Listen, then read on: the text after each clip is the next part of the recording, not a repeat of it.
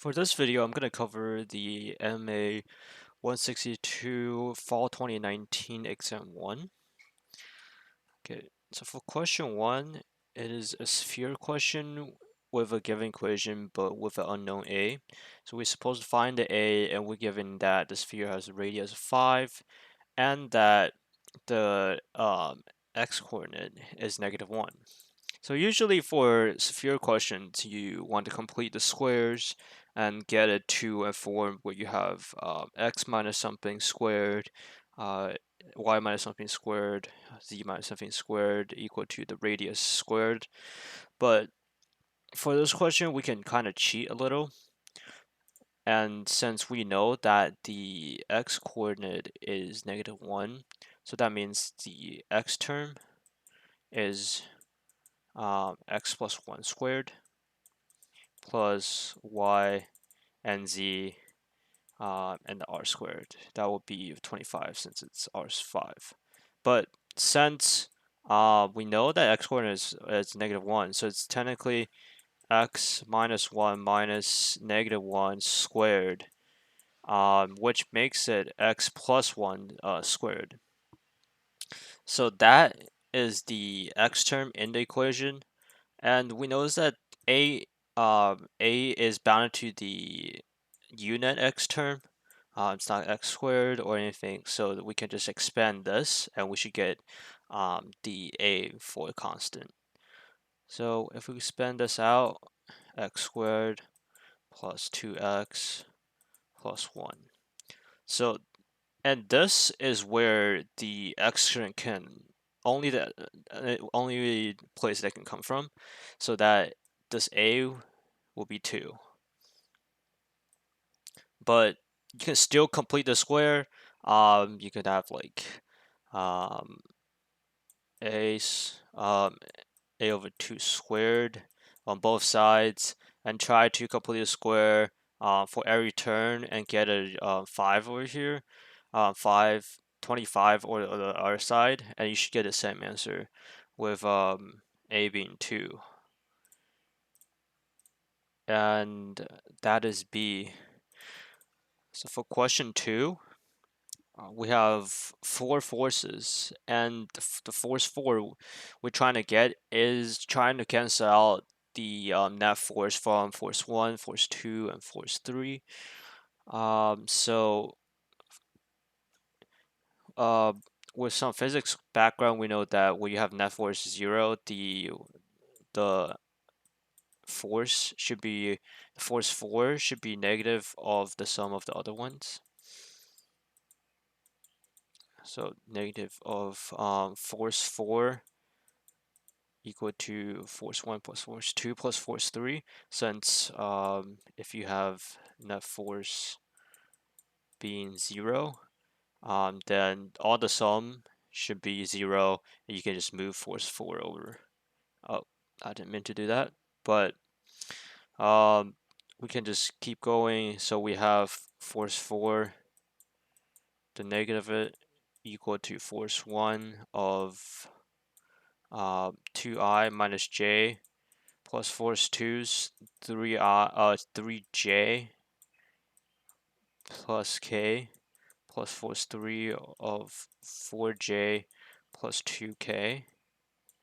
And the negative of force 4 should equal to only I term is here, so 2i minus 1j plus 3 plus 4, that should be 6j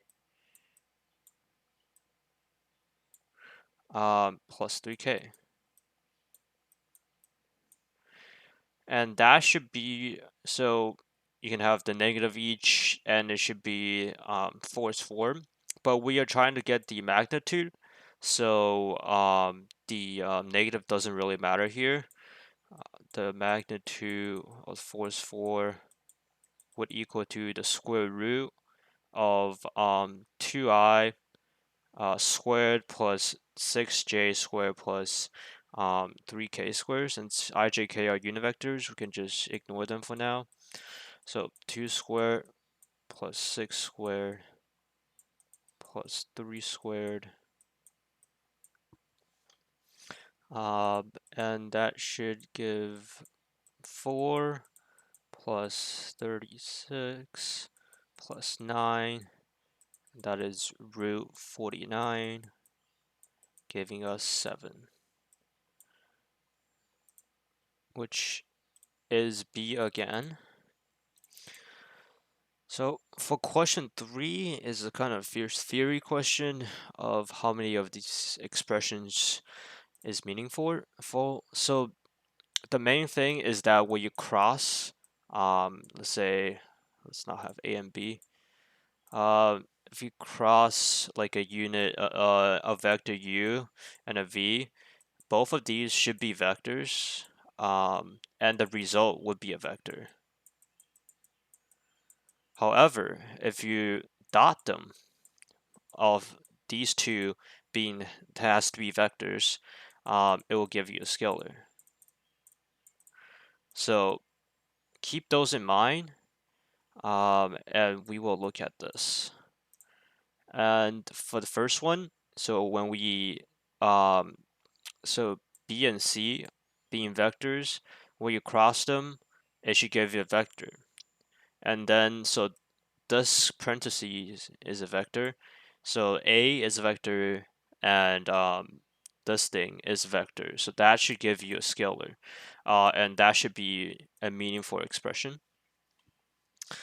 However, looking at 2, so B and C are vectors, so the dot product would would be meaningful, but the result would be a scalar. And then you cannot cross a scalar, has a scalar in the cross product, so that would not be meaningful. And for 3, the parentheses has a cross product, so that's a vector, and you can cross a vector with another vector, so that's meaningful. And for 4, we have a dot product, that means that's a scalar, so that automatically cannot be possible in a cross product. And for 5, we have a cross dot cross. So these two are vectors, and we dot two vectors, that's totally fine. So we have 1, 3, and 5 being fine. So 3 and C should be the answer here.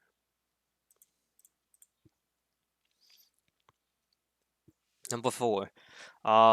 So it's just a kind of a weird way to present a 2D vector field with the unit vectors being W and V instead of like I and J, or like X and Y, but it's the same idea. So we have let's just write this down.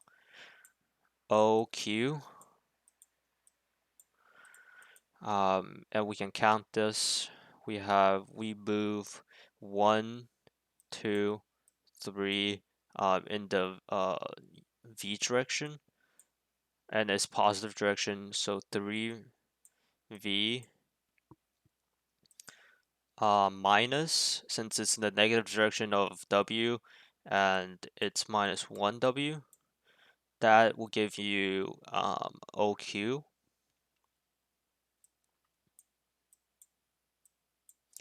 And for QR, we move, just erase the other ones. We move one direction in the V direction and 2 in the W direction. So we should have V plus 1V plus 2W. And be aware of which direction this is pointing. Make sure you know the positive direction so you don't get the plus minus messed up. So when you have OQ minus QR, it would just be this minus that minus this. So resulting vector should be 2V minus 3W. and that will be A, as we can see here. For number 5, given two vectors and trying to get the projection of A onto B as a product of C as a constant and B the original vector. So for the projection, a projection, let's have V onto U. That should be U dot V.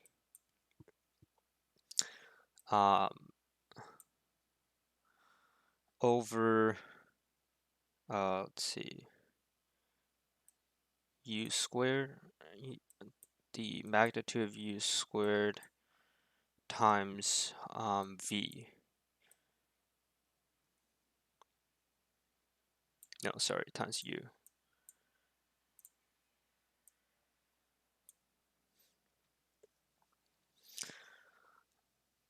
Yeah, that should be right. And we can notice that it's the resulting solution we're looking for is a product of B, and B is being projected on, so we can replace that, place the U of V's with A and B's, and it should be A dot B over the magnitude B squared times B. And so the C we're solving for is this part, and the B will be resulting right there.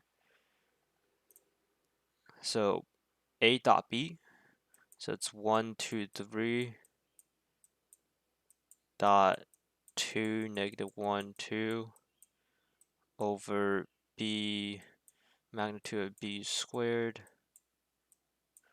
That should be 2 squared plus -1 squared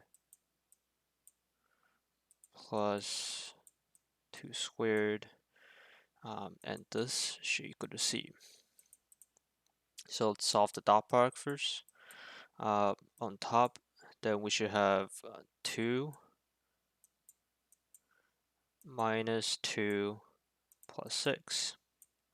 The bottom, the root and the square cancel out, so we have 4 plus 1 plus 4. And so the top is 6 and the bottom is 9, and we have 2 over 3. That's the final answer for C. For the C here, and the answer would be D.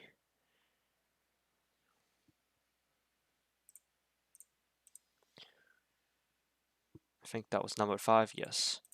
Number 6, finding the area of a triangle with two vector given, and the third side is connecting those two.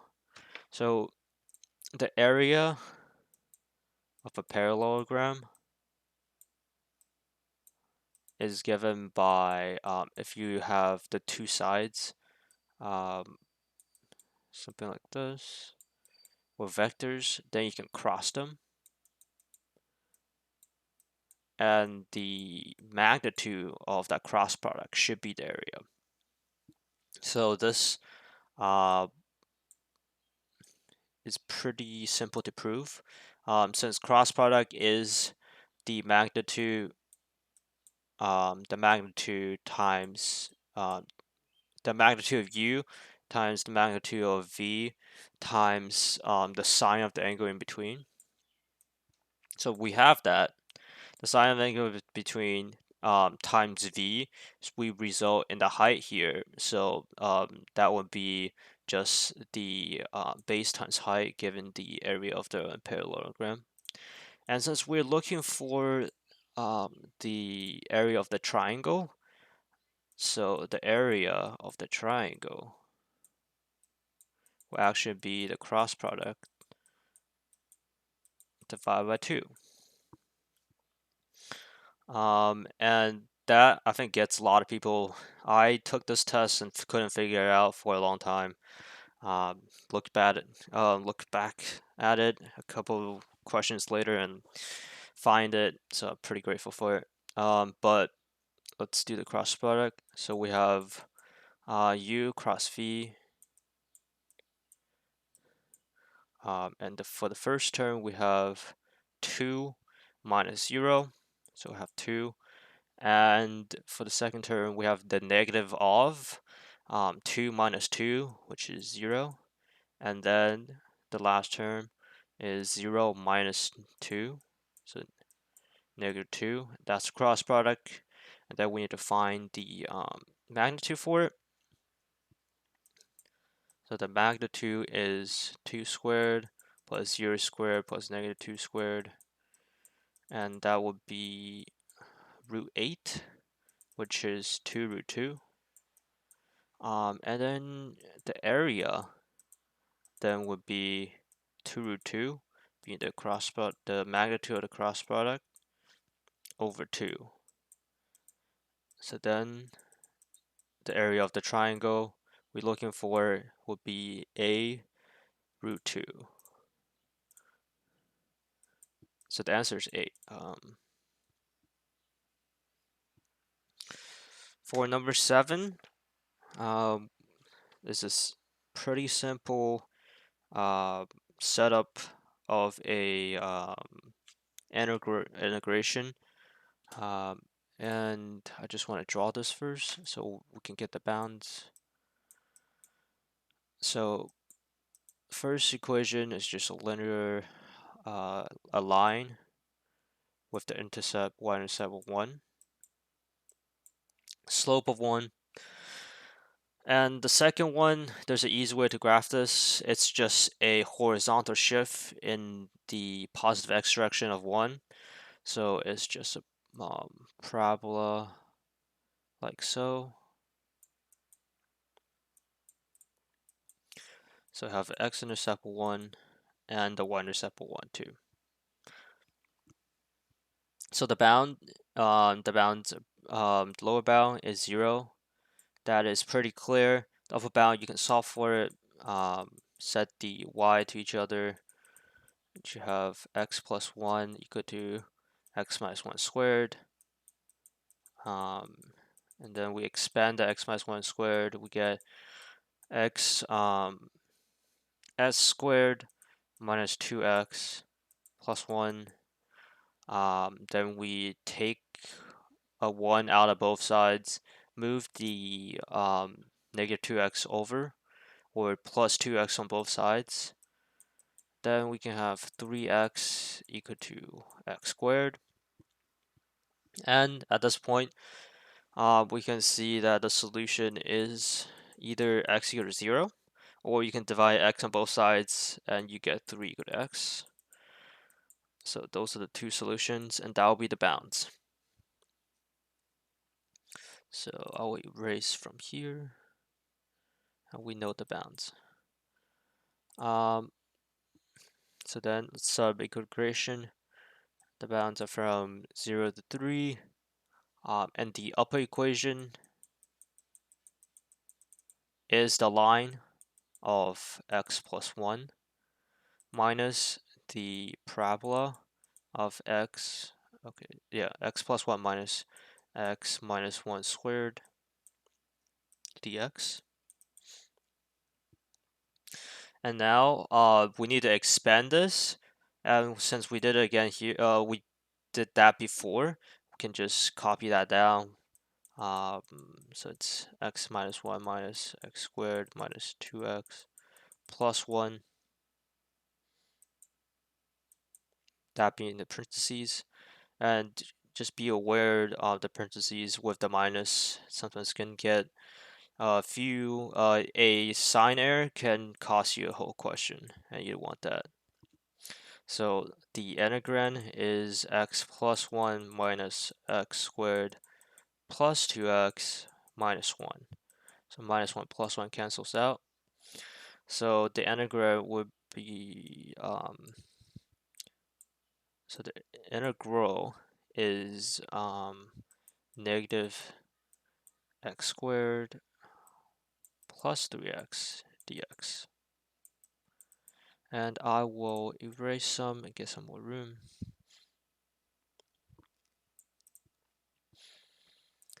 So move upwards, integrating this, negative x to the third over 3 plus 3 over 2x squared. Evaluate it as 0 and 3. And then we can plug this in. Plug 3 in, should be negative 27 over 3, which is 9, plus 3 over 2 times 9. So, and then minus 0, minus 0. And we can, let's see, simplify that. That is negative 9 plus 27 over 2. And it's negative 18 over 2 plus 27 over 2. And that would be E of 9 over 2.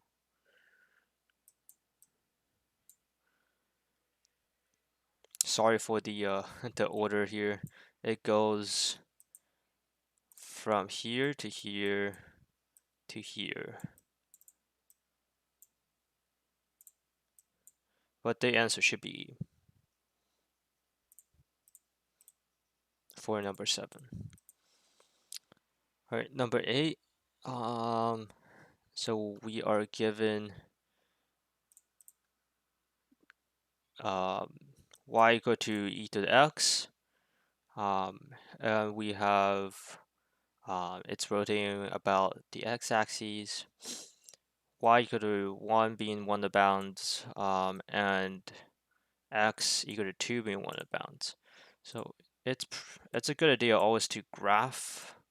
That's not a good y-axis, but try to graph all of these onto a plot, and it's a better you get a clear idea of what are you doing. So exponential should cross at 1, and the other line is at 1 at y equal to 1, and you have another line at x equal to 2.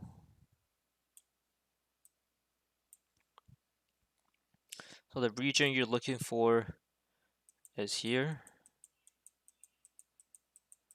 and that will be rotated around the x-axis.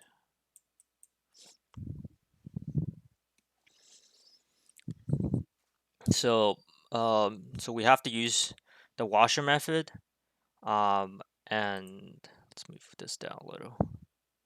That's not pretty.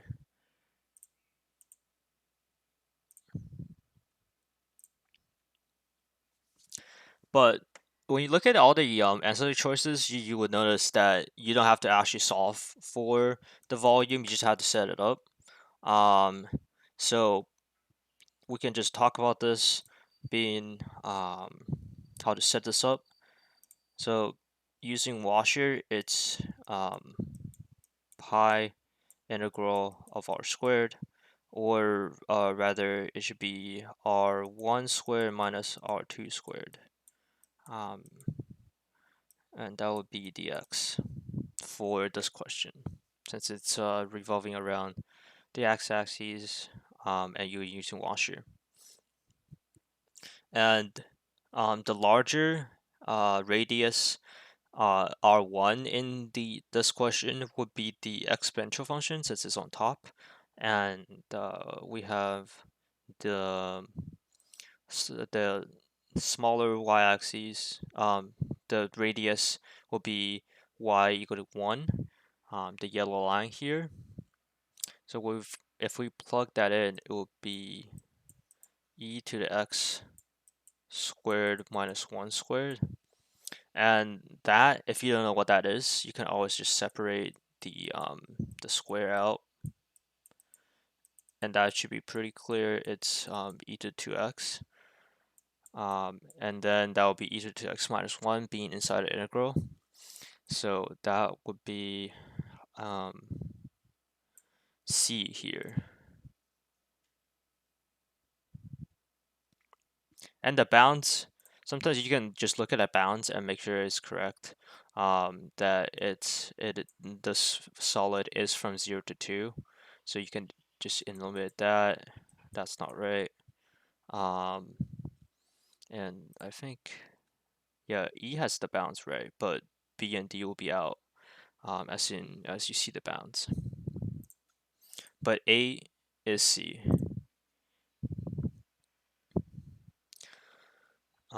And another rotating about a line question. So best draw this out. So the line, okay. First of all, let's draw the parabola. Then we have y equal to 0 and x equal to 1. So it's pretty clear that the area we're looking for is here. And the line we are rotating about is x equal to -1.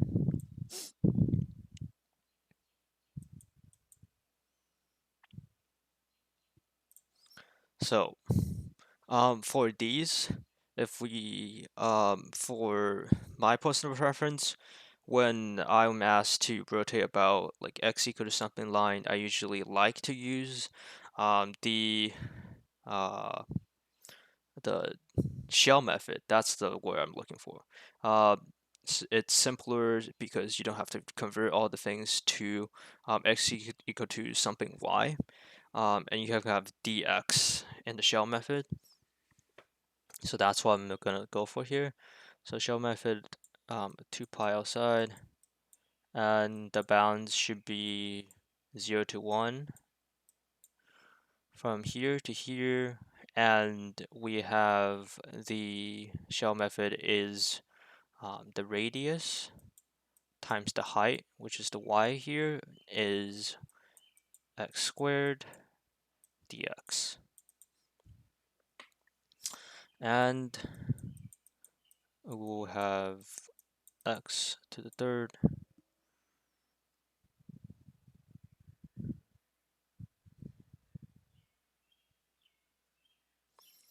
Wait, I did something wrong. So the radius is actually x plus 1, since we are looking for the distance of the value away from the line we are rotating about. So it should be x minus -1 as the distance, and that will result in x plus 1. Oh god, I did it again. So it's 2 pi 0 to 1 x plus 1 x squared dx. So then we simplify the expand out the middle. We have x cubed plus x squared dx.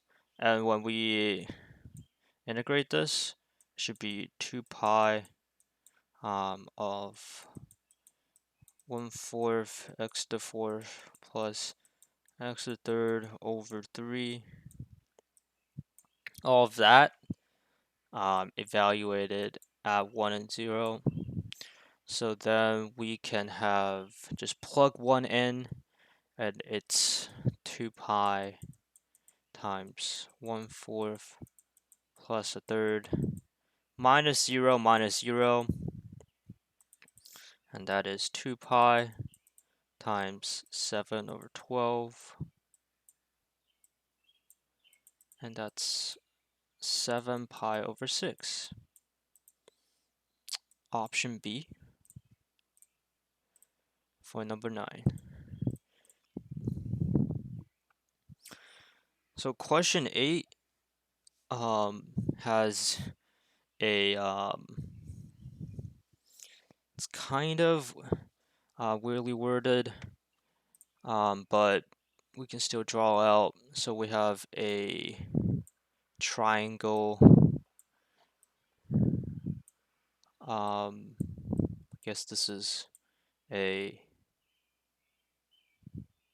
All right, I'm not gonna name this, but we're trying to get the volume of this solid here, and it looking downwards, top down, it's equilateral triangles of x being the distance from top, and so for equilateral triangles, we are trying to get the area for this. So let's draw a bigger equilateral triangle. If the sides are x, and since they're equilateral, the 6-degree angle. So quick way to get this, if you don't know the formula, would be just draw a line, perpendicular bisector down one of the angles, and then you will have a 30-degree angle here, and one of these would be x over 2. And 30, 60, 90 is a pretty common triangle to have, and that you should remember.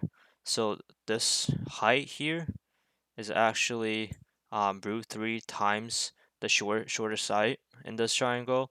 So the height would be root 3 times x over 2. So then let's go back to the x being one of the side lines. So x is the base times height. So the area of the equilateral triangle would be half base times height. Height is root 3 over 2 x.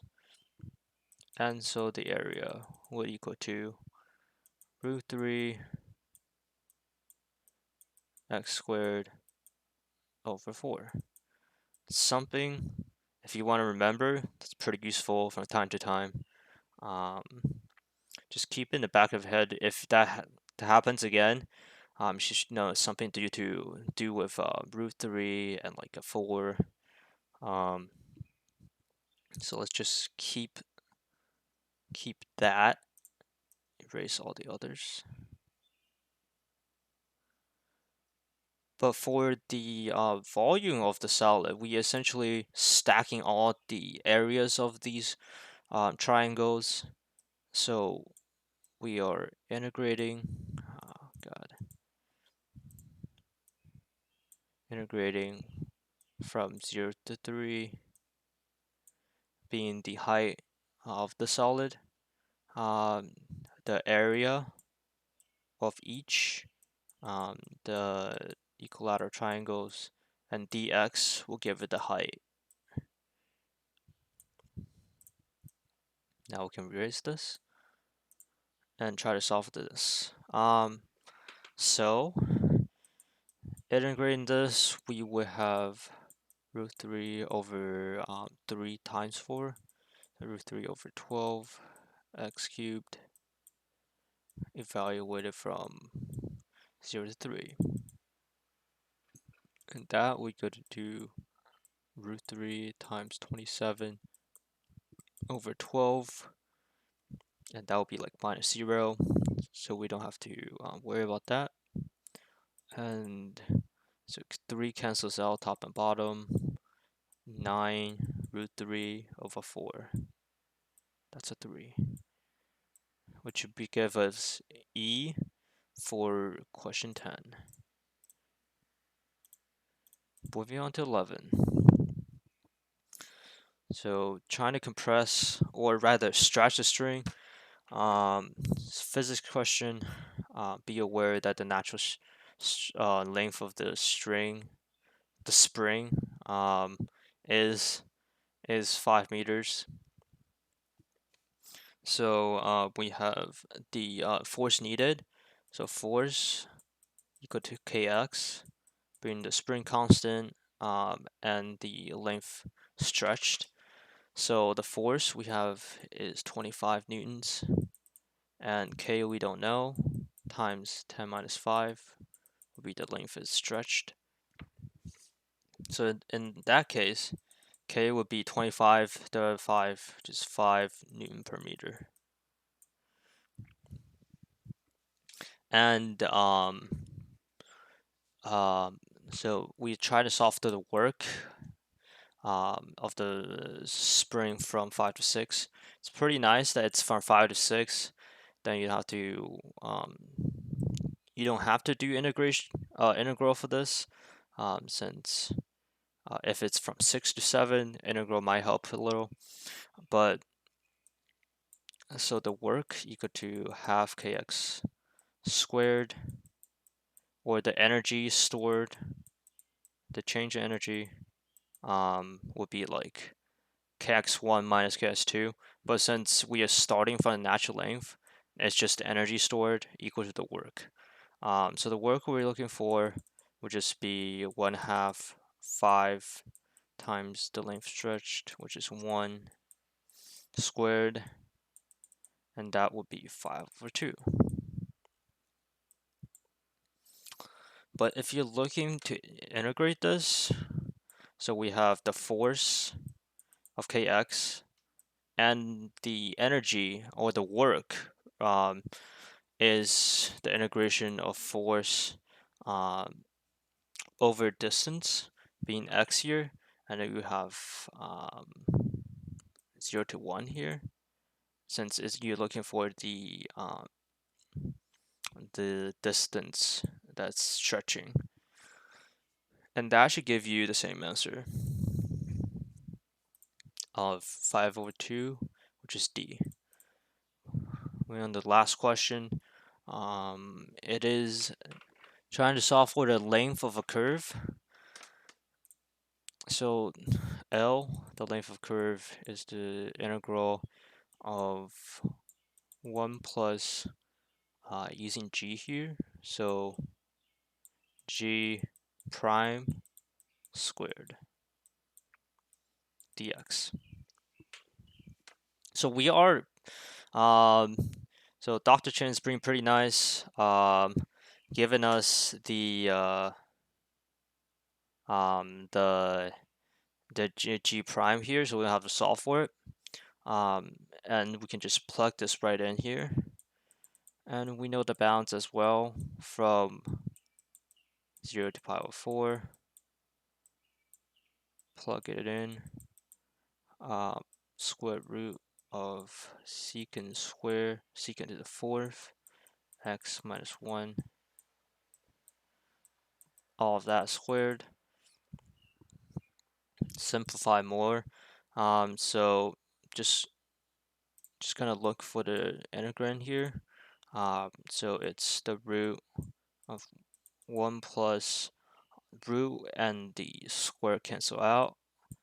Secant to the 4th minus 1. So minus 1 plus 1 cancel out. And the root of the secant to the 4th is secant to the 2nd, secant squared. So that's what we are looking for here. And let's move somewhere else. So integrate that. If you can recall from one of the identities, when you have tangent x, the derivative of that is secant squared. So when you have the antiderivative, the integral, when you have the integrand of secant squared, that should just equal to tan x evaluated at 0 to pi over 4.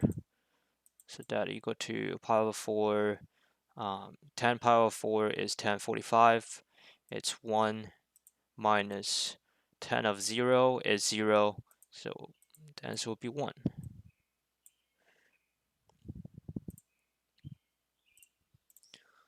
as we can see here. And thank you guys for watching.